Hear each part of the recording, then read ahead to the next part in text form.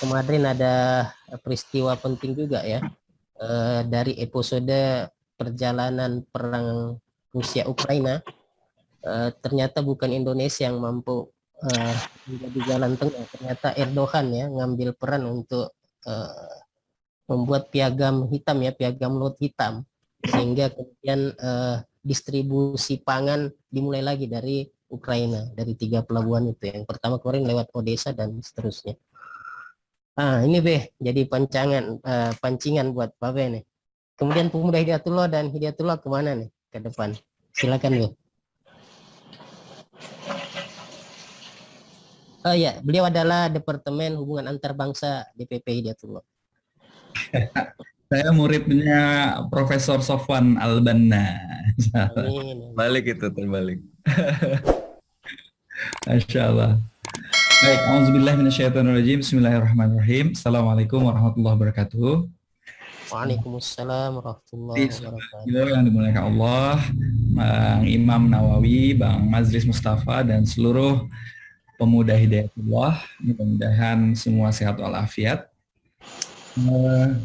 Sesungguhnya memang niat saya waktu Bang Imam tanya siapa lagi undang nih, ya Bang Sofwan lah gitu kan.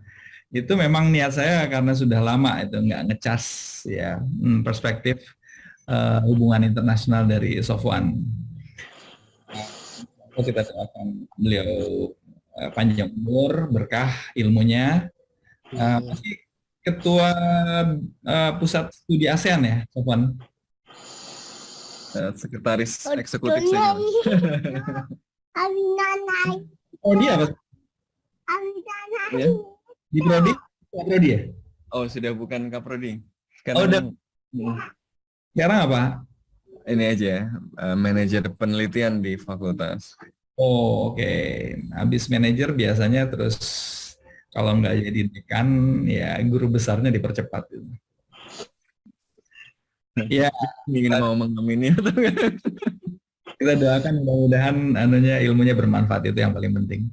Saya dari tadi senyum-senyum terus, kenapa? Karena sebenarnya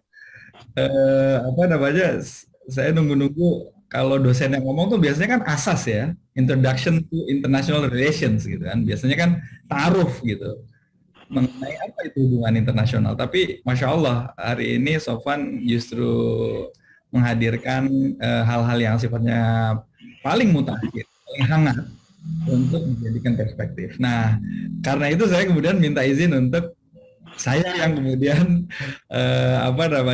ngaji wawasan Nusantara dari asasnya gitu ya, supaya kita membaca apa yang disampaikan oleh Sofwan tadi itu punya framework gitu. Kalau enggak tadi diajak bicara di tataran-tataran yang sudah sophisticated banget, yang udah canggih banget gitu. Kalau kita nggak punya framework, ya udah kita cuman jadi pembaca dan penonton saja. Padahal pemuda Hidayatullah harus jadi pemain di kancah hubungan internasional maupun geopolitik. Saya minta izin untuk screen share. Baik. Oke. Ya. Ngaji wawasan Nusantara lagi ya. Ini udah masuk 8 Muharram karena udah lewat maghrib ya. Dari asasnya lagi dulu. Apa itu wawasan Nusantara itu? Wawasan Nusantara itu menurut ketetapan MPR tahun 93 dan 98 tentang GBHN itu adalah cara pandang dan sikap bangsa Indonesia mengenai diri dan lingkungan dengan mengutamakan persatuan dan kesatuan bangsa serta kesatuan wilayah dalam menyelenggarakan kehidupan berbangsa dan bernegara agar masyarakat mencapai tujuan nasional. Jadi wawasan Nusantara ini adalah world view-nya orang Indonesia terhadap dirinya, gitu ya. Siapa sih orang Indonesia? Yang disebut wilayah Indonesia itu apa? Terus mau ngapain gitu ya? Sebab kalau ini nggak tahu, kita nggak punya konsep mengenai bagaimana menjaga kedaulatan ini di wilayah ini gitu ya. Kalau pemuda Hidayatullah nggak menguasai ini, dia nggak tahu posisi dia sebagai sebuah organisasi kepemudaan dalam konteks Indonesia itu apa gitu. Nah ini presentasi ringkas ini saya bagi 4 tujuannya. Yang pertama ini dulu mendiskusikan wawasan apa itu wawasan Nusantara. Yang kedua bagaimana dari wawasan Nusantara itu ada dua aspek yang nanti akan didalamin, yaitu sejarah dan teritorialnya. Dan yang ketiga, membandingkan wawasan Nusantara dengan wawasan geopolitik dari berbagai bangsa dan peradaban yang sudah ada. Dan yang keempat, sebenarnya world view-nya Islam dalam geopolitik itu seperti apa, sehingga kita bisa melihat jarak antara apa yang sedang kita kerjakan di Pemuda Hidayatullah sama yang diidealkan oleh geopolitik Islam itu seperti apa. Oke, wawasan Nusantara itu menurut Isa Haruma ini, dia menulis di kompas.com dari dua referensi, ada 4. Ini sebenarnya pelajaran SMP sama SMA kita ya. Wawasan Nusantara itu adalah falsafah Pancasila, ada aspek kewilayahan Nusantara, ada aspek kesejarahannya, dan aspek sosial budaya gitu. Kalau 4 hal ini nggak ada dalam wawasannya seorang, dia nggak bisa itu memahami apa itu wawasan Nusantara. Nah, ini saya petik sebuah peta yang paling mutakhir tentang apa itu wawasan Nusantara dalam aspek teritorial. The geographical coordinates of points of the Indonesian archipelagic baselines. Ini bisa di Google, dan ini detail banget, ada list of coordinate. Jadi ini nanti menjelaskan ya, kalau kita zoom in tuh kayak gini nanti bentuknya. Nah, ini ya. Jadi ini terus terang begitu ngelihat ngelihat peta ini, saya langsung teringat salah satu karyanya almarhum Pak Z.A. Maulani, bekas Pangdam 6 Tanjung Pura, yang sangat dekat hubungannya dengan Muassis Hidayatullah, Ustadz Abdullah Said, yang kemudian nanti later sesudah reformasi politik tahun 99 beliau diangkat oleh Pak Habibie menjadi kepala BIN, Badan Intelijen Negara. Beliau salah satu karyanya yang paling besar dan menurut saya itu perlu dibaca oleh Pemuda Hidayatullah adalah Strategi Pertahanan Pulau-Pulau Besar.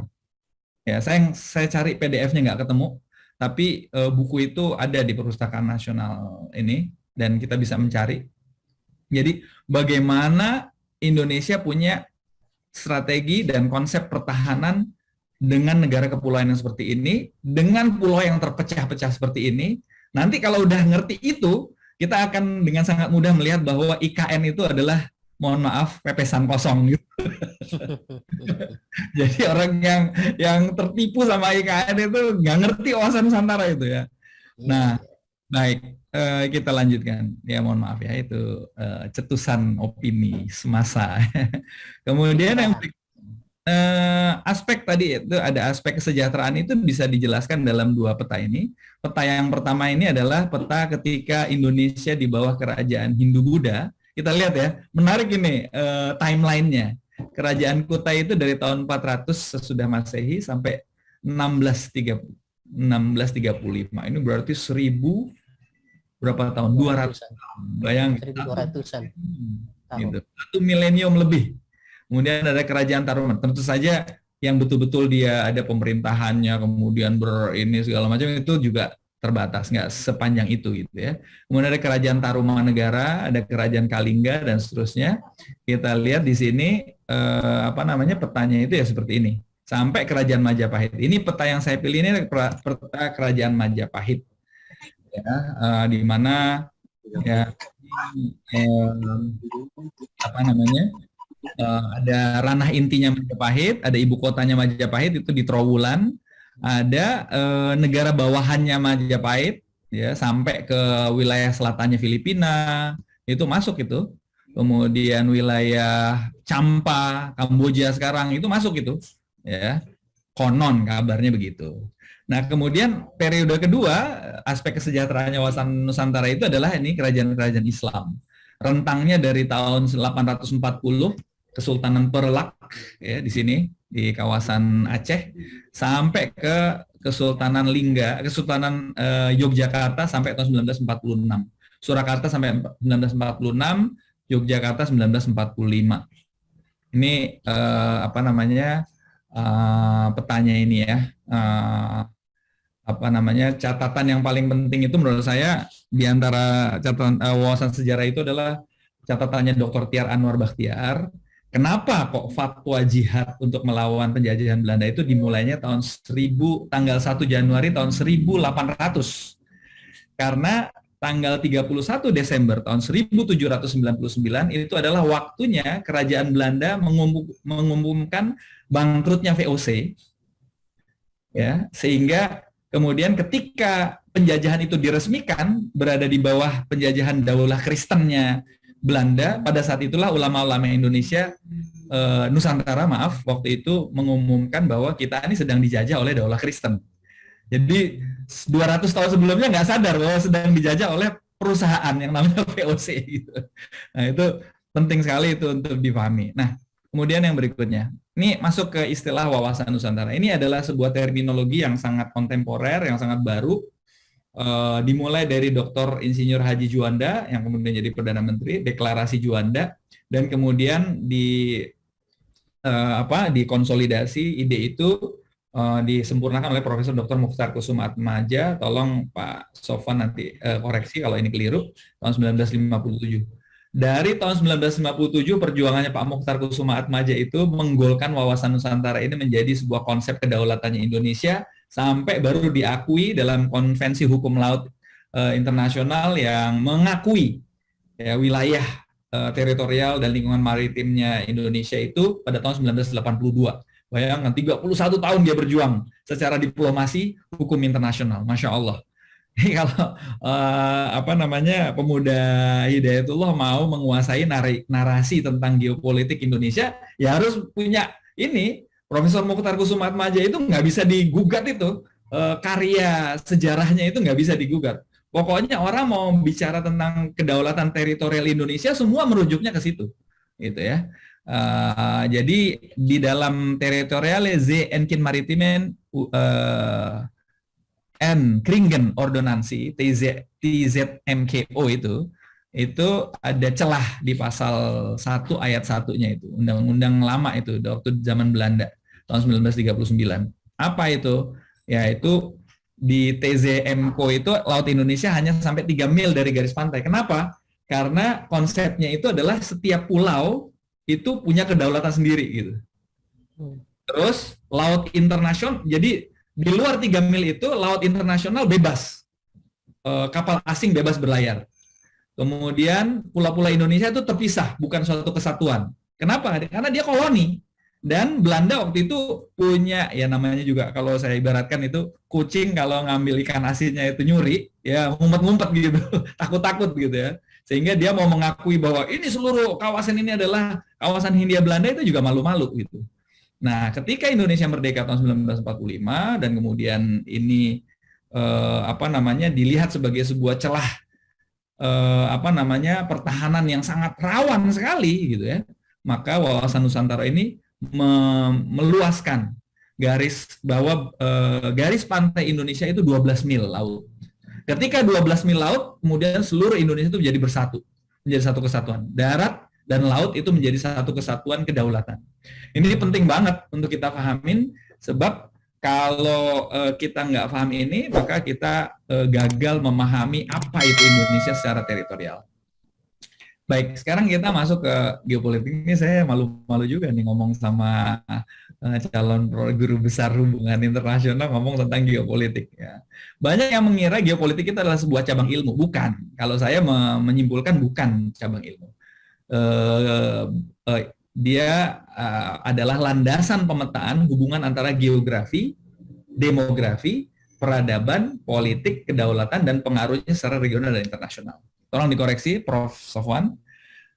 Kenapa? Karena ilmu atau wawasan geopolitik itu nanti dimulainya oleh pemikir-pemikir Imperium Inggris dalam menetapkan konsep kenapa kok Inggris itu punya kekuasaan sampai 1/4 dunia gitu.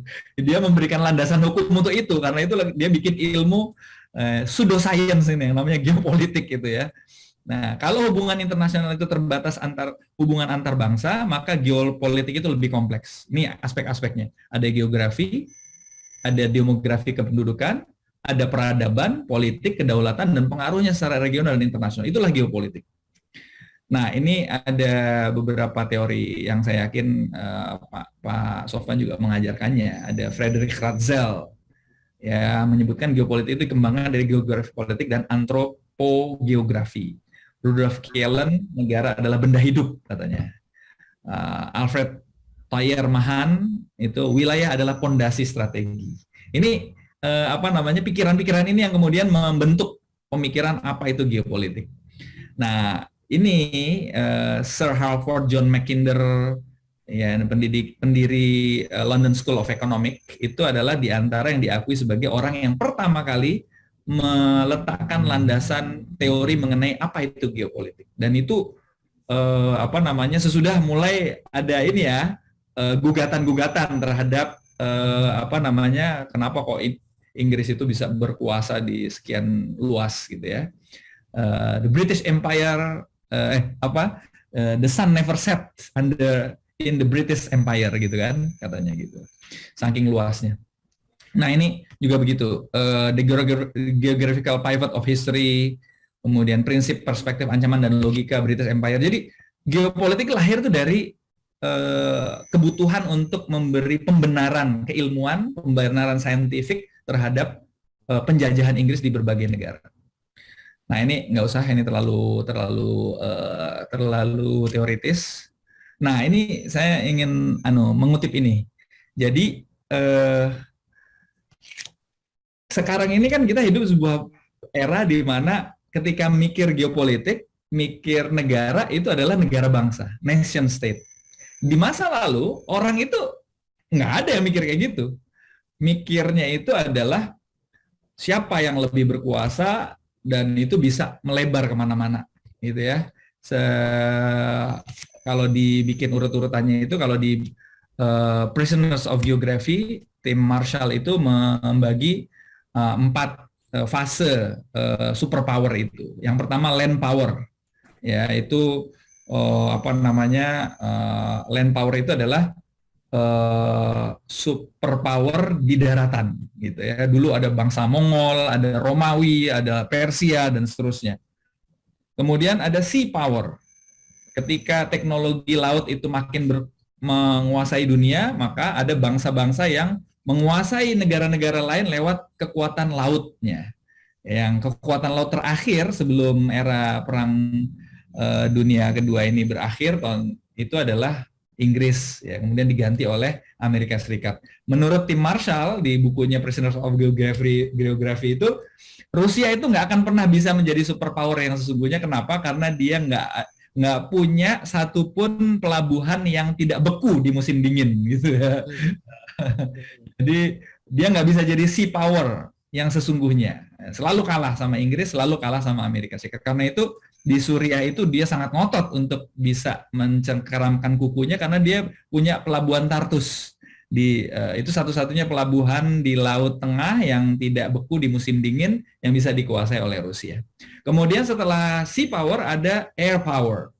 Siapa yang menguasai, siapa yang punya angkatan udara terkuat di dunia, dialah yang jadi superpower. Dan sekarang kita masuk era baru yaitu space power. Siapa yang menguasai ruang angkasa, satelit, dan lain sebagainya, maka itu akan menguasai dunia.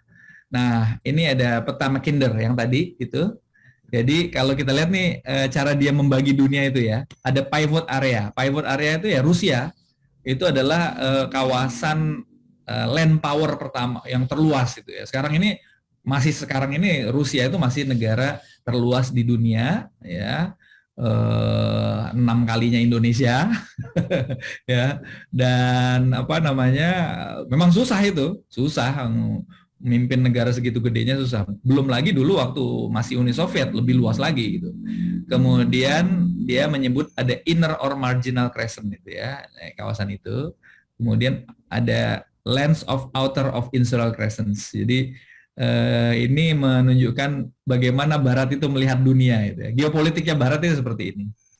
Kemudian ini yang kontemporer tadi yang disebut power shift oleh Pak Sofwan, di mana sejak tahun 2013 Xi Jinping itu melanjutkan legacies dari para pembaharu komunis Cina sejak zaman Deng Xiaoping yang melakukan keterbukaan, yang memodifikasi komunis ya, sosialis komunis menjadi kapitalisme terselubung gitu ya, yang ingin menguasai dunia lewat program ini, One Belt One Road ini, ya termasuk ke Jakarta, Indonesia juga masuk di situ. Nah, ini perbandingannya adalah ini pengaruh Imperium USA ini ya. Ini pasca Perang Dingin. Ada kawasan merah itu adalah kawasan musuh klasiknya Amerika yang sekarang udah nggak ada lagi. Kemudian ada kawasan NATO itu yang biru tua. Kemudian ada yang ungu muda itu adalah kawasan-kawasan yang US ally. Yang menarik itu Indonesia tuh masuk dalam US ally. Meskipun kemana-mana ngomongin non-blok, tapi ya sampai era 2014 kemarin ya itu masih dianggap US ally. US ya. Sekutunya Amerika, karena begitu dipilih tahun 2004 di Al Jazeera itu siapa namanya Presiden Susilo Bambang Yudhoyono itu menyebutkan USA is my second country, ya, my second country gitu. Dan ini berubah sekarang, ya, aliniasinya Indonesia sekarang disebutkan lebih cenderung kepada RRC komunis. Ya, kita peta ini menarik ya, bagaimana pengaruh-pengaruhnya. Dan tadi Pak Sofwan menyebutkan ini sedang menuju keruntuhan, gitu ya. Sesudah pandemi ini kita menyaksikan betapa pengaruh Amerika ini merosot drastis, ya, merosot drastis seperti kita menyaksikan Inggris merosot drastis tahun 1956 pada saat lepasnya terusan Suez, gitu ya. Itu sebuah momentum, ya. Kita nggak tahu nih mana aja yang udah lepas dari Amerika sekarang. Nah, perbandingannya ini Turki dari khilafah ke republik. Kita lihat ini wilayah yang hijau semua ini, baik hijau tua sampai hijau muda itu adalah wilayah Daulah Utsmaniyah dalam rentang waktu dari tahun 1300 sampai 1924 ketika bubar pada Perang Dunia Pertama. 1917 pada Perang Dunia Pertama, dan kemudian ini.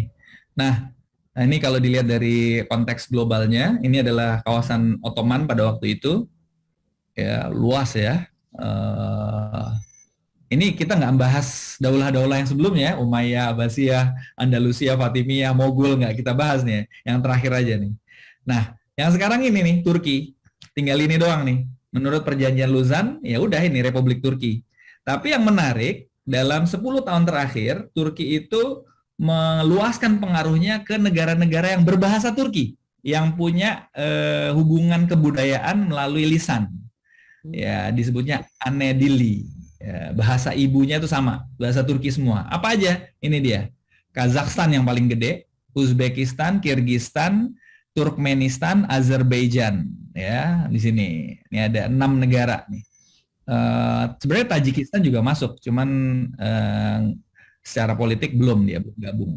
Tapi ini udah bendera ini sekarang itu ada di berbagai lembaga resminya Turki itu bendera ini kayak Commonwealth ya, Commonwealth tapi berbahasa Turki gitu. Dan ini bikin gusar Cina dan Rusia gitu. Kenapa? Karena ini bekas jajahan Uni Soviet kan dulu kan. Dan juga dalam wawasan geopolitiknya Cina, Turkistan ini kan Kazakhstan, Kirgistan, Tajikistan, Uzbekistan, Turkmenistan, ini yang disebut Turkistan Barat. Nah, Turkistan Timurnya itu yang sekarang disebut Xinjiang, yang sudah dijajah sejak tahun 1949. Nah, dalam wawasan geopolitik Cina, sebelah baratnya Cina itu adalah masa depan Cina yang sesungguhnya. Kenapa? Karena pantai laut lepasnya Cina di tempat-tempat yang selama 20 tahun terakhir menjadi booming industrinya Cina, itu mereka udah dicekek sama Amerika itu. Taiwan, terus Korea, Jepang itu semuanya sekutunya Amerika semua gitu. Nah, ini makanya perkembangan di Taiwan hari-hari ini sangat menarik untuk diperhatikan. Nah, ini Islamic Khilafah yang tadi secara. Nah, ikhwan fillah Allah, kita sampai pada bagian terakhir. Saya ingin menyampaikan di sini bahwa asas geopolitik Islam itu berbeda 180 derajat dengan asas geopolitik peradaban-peradaban lain atau bangsa-bangsa lain. Kalau bangsa-bangsa lain, asas geopolitiknya itu kalau mau dia menegakkan kedaulatan maupun ekspansi kedaulatannya, asasnya itu adalah kepentingan untuk kejayaan politik dan ekonomi. Sedangkan Islam itu asas utamanya itu adalah 3 hal ini. Pertama hidayah, yang kedua rahmat dalam bentuk syariat Islam, dan yang keempat berkah. Ya, dan sasarannya di mana itu? Seluruh dunia, rahmatan lil alamin. Ya, makanya Samuel Huntington itu sudah benar ketika menyebutkan bahwa the only potential enemy for Western civilization itu adalah Islam. Gitu. Kenapa? Karena Islam itu punya asas pengembangan dan ekspansi geopolitik yang betul-betul nggak bisa didefinisikan oleh Barat. Jadi Barat itu nggak bisa mendefinisikan ini Islam sebenarnya mau memeluaskan dirinya itu untuk apa sih gitu loh. Dan itu dirumuskan dalam sebuah adegan yang luar biasa pada saat Imperium Kekaisaran Persia itu jatuh di bawah kemenangan jihad atau futuh yang dipimpin oleh Umar bin Khattab. Ketika Rib'i bin Amir, sahabat Rasulullah SAW, yang namanya nggak akan disebut kecuali oleh peristiwa ini, di mana dia seorang pemuda yang naik di atas kuda, bawa tombaknya masuk ke istana Persia, dan tombaknya itu jalan gitu, merobek permadani tebalnya Persia di istana Persia itu, dan kemudian ditanya oleh Panglima Rustum, kalian nih suku Badui dari Mekah ini mau ngapain sih sebenarnya? Kok ngajak perang Persia gitu kan? Mbok nggak usah perang, udah kita bagi kekuasaan aja lah. Kamu maunya apa kita kasih gitu. Dia udah kalah Rustum waktu itu. Apa kata Rib'i bin Amir? Kami datang ke sini untuk mengajak manusia, kalau nggak mau kami taklukkan, untuk membebaskan diri mereka dari penghambaan kepada manusia dan kepada memindahkannya kepada penghambaan kepada Allah Subhanahu wa taala. Asas geopolitik yang seperti ini itu nggak bisa dikalahin insya Allah, dan ini harus menjadi programnya pemuda Hidayatullah. Wallahu a'lam bishawab. Terima kasih. Wassalamualaikum warahmatullahi wabarakatuh.